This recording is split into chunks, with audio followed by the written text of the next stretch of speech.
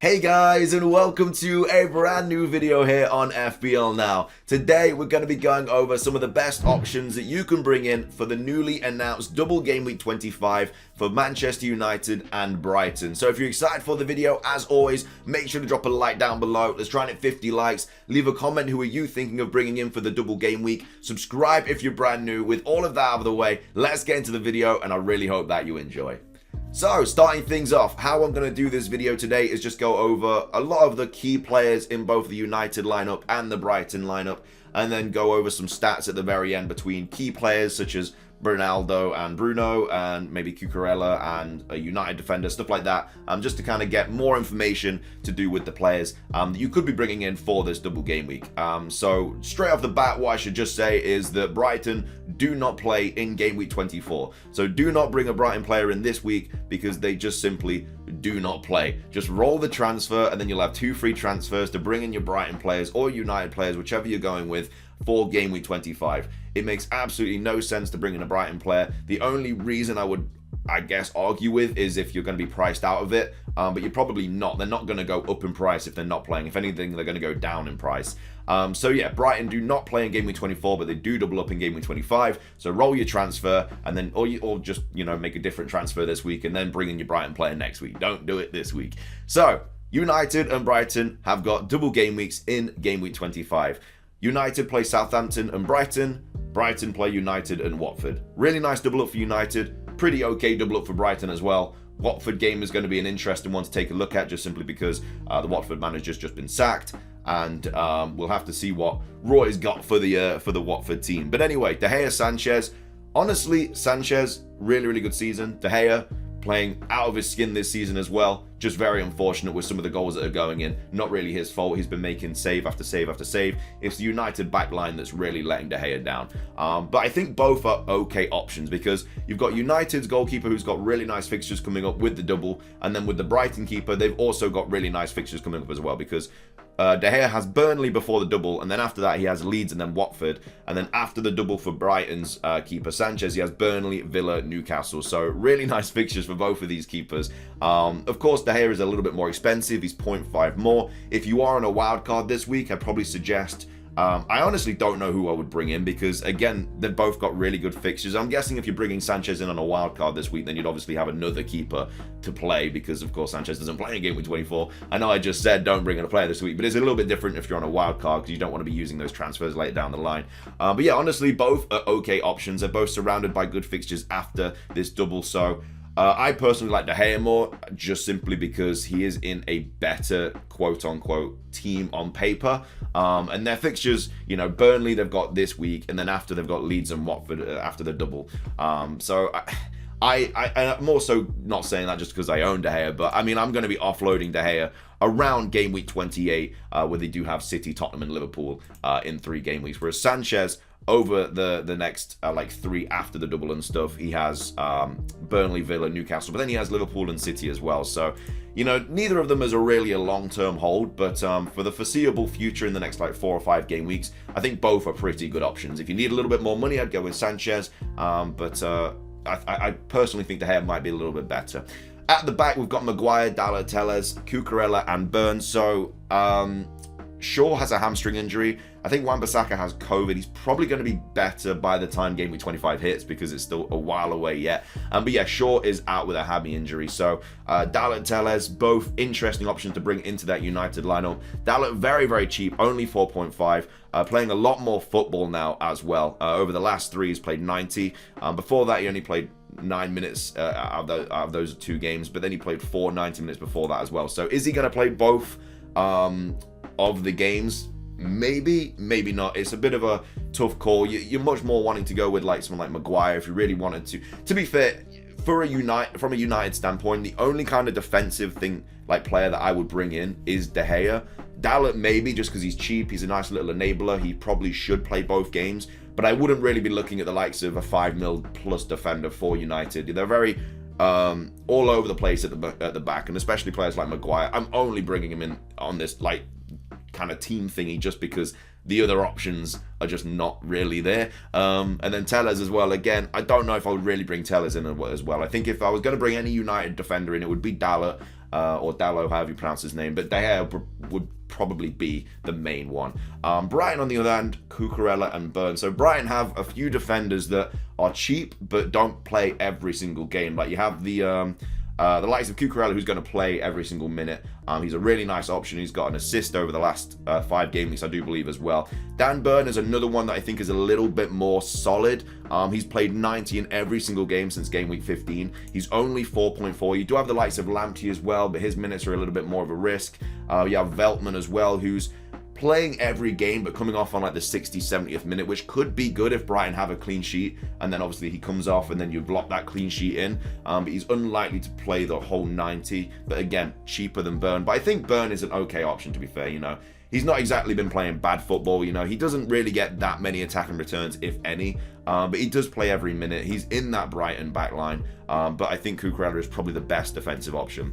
Midfield is an interesting one because you got the likes of Rashford, whose minutes are getting managed. I honestly really like Elanga, to be fair. I really like him as an option. He's 4.8 mil. I know that Pogba's probably going to be back now as well, so he can easily play in that left attacking mid slot. But he has been playing quite a few more minutes lately.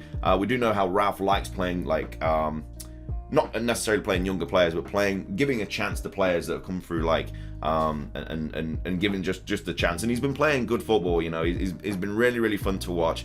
He scored, of course, in the Brentford game. He played 77 minutes against Villa. He played 61 minutes against West Ham, so he's getting a few minutes under his belt. I think Elanga's going to get a lot more minutes now as well, but again, he does take up a midfielder option.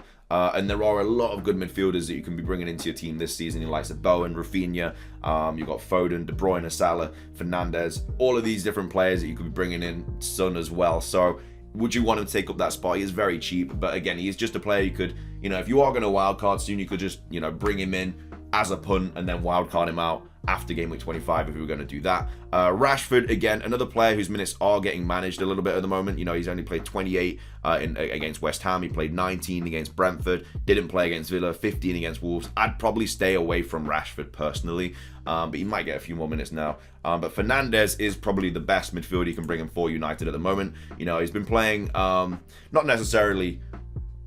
He's been getting a little bit lucky with some of the returns he's been getting. Of course, if you did double up, if you did bring him in for that double up and you captained him or you just brought him in, kudos to you. But he has been getting a few returns. They have somewhat been lucky, like the Martinez error. It was a bad back pass as well from a Villa defender, which led to both of Fernandes' goals, but his assists were nice. But yeah, they're the United players that I'd think about potentially bringing in, but Fernandes is really the only option. There's not a lot of options, to be fair, from both teams that I'd really feel comfortable bringing in. But Fernandes, with the likes of Salah, De Bruyne, would you bring Fernandes? He's got Burnley and then he's got a double up. I'd say he's probably a little bit better of an option than some of the midfielders at the moment.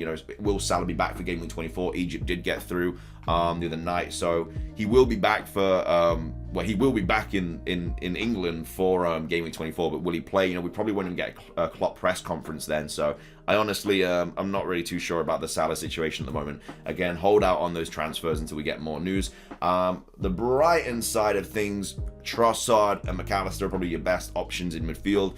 Trossard, a lot of people kind of brought in anyway, and he hasn't really delivered. He's got 2 points, 1 point, 2 points, 2.06. He's probably one of their better midfielder options. He's just not been returning. He's playing okay minutes. He only played 28 against Chelsea, but 90 against Leicester, 90 Crystal Palace, 80 against Everton. McAllister, I think, is a player going under the radar, to be fair. He is playing 90 pretty much every game now. And he's got like a 15 bomb against Everton. He got 6 points against Chelsea. He's a cheap option. He's only 5.3. Because Trossard is there, I think he is a little bit under the radar. But I do like him as a player. And, he could be a little bit of a punt if you did want to bring in somebody. And then up front, we have Ronaldo and Maupay. There are the likes of Welbeck and Cavani, but I just don't think they're going to get enough minutes. I think you're looking at Maupay and Ronaldo really as your options. Ronaldo is a bit of a, not necessarily a risk. Like, if you have him, I'd keep him, but his minutes are being managed, as you can see, 90, 70, 0. They've got Champions League football back.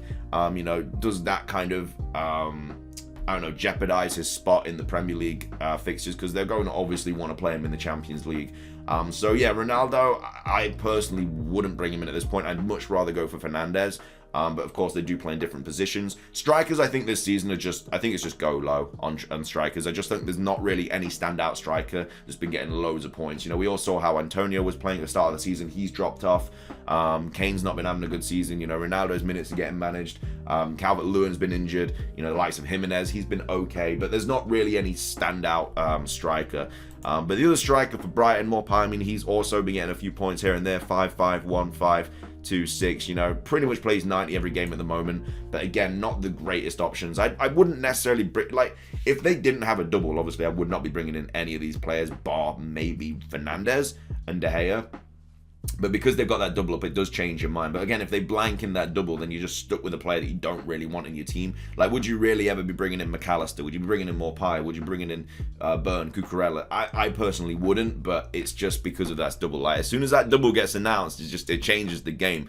See, these are some of the stats as well. This is taken from Fantasy Football Hub. Will be linked in the description down below. Again, if you want to sign up to that, it has stats all over the place. Really, really useful for things like this. But we've got Fernandes and Ronaldo here. Both made 5 appearances in the last 5 game weeks.